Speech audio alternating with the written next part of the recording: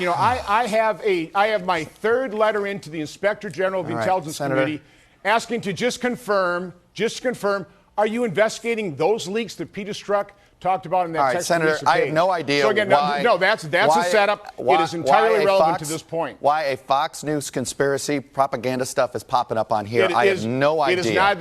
I have no idea why we're going here.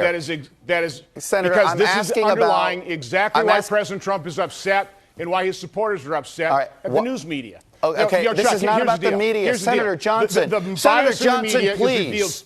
Can we please answer the question that I asked you instead of trying to make Donald Trump feel better here that you're not criticizing him? I'm just trying to ask you a simple question of what made you wince.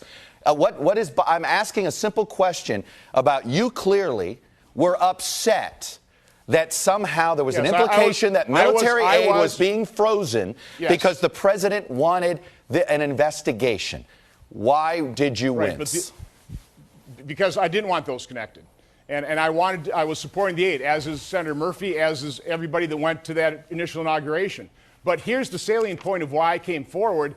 When I asked the president about that, he completely denied it. He adamantly denied it. He vehemently, angrily denied it. He said, I'd never do that. So that is the piece of the puzzle I'm here to report today, that unlike the narrative of the press that President Trump wants to dig up dirt on his 2020 opponent, what he wants is an accounting of what happened in 2016. This is Chuck Todd losing his patience with Republican Senator Ron Johnson for perpetuating yet another conspiracy theory in a desperate effort to protect Trump. And this is all we've seen from the right, from Trump's very first excuse that conspiring with Ukraine was just some noble pursuit to root out corruption, to the whistleblower complaint being hearsay, to it being a deep state conspiracy to take down Trump, to the idea that Trump was only joking when he asked other countries to investigate Biden, to suggesting that Adam Schiff was working in conjunction with the whistleblowers.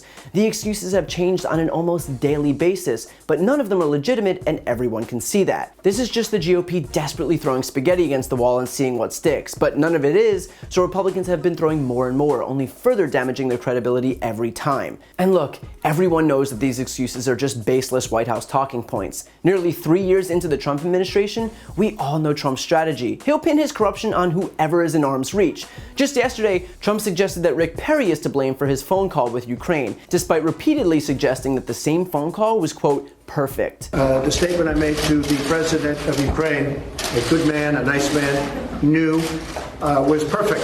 It was perfect.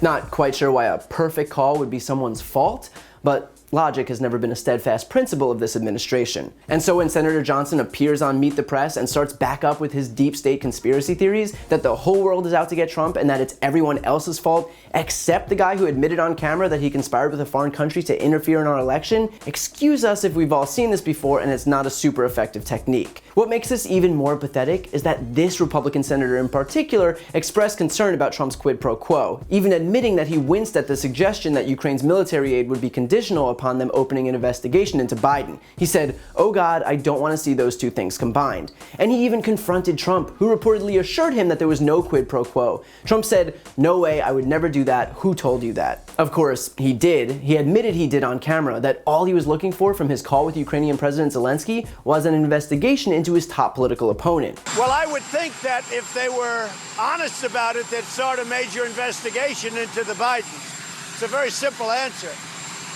They should investigate the Bidens. And Trump lying to Johnson's face is bad enough alone. But for the senator to then come on television and defend Trump, to defend the guy who'd already humiliated him by lying about the reason for the call, is the definition of surrendering his dignity. And Johnson claims that Trump denied it, so it must be all good. But of course Trump denied it. Are these Republicans truly swayed by Trump's self-preservation techniques? As if the guy's gonna admit he did something illegal to save himself? I get that partisanship is binding the GOP together, but at some point they have to realize that they're just embarrassing themselves by pointing to Trump's supposed virtuousness as a defense. The fact is that Republicans are so afraid of being on the receiving end of an angry Trump tweet that they're opting to bury their heads in the sand instead, to run cover for a criminal who exacts loyalty from those around him, but has failed on literally every occasion to show any loyalty back.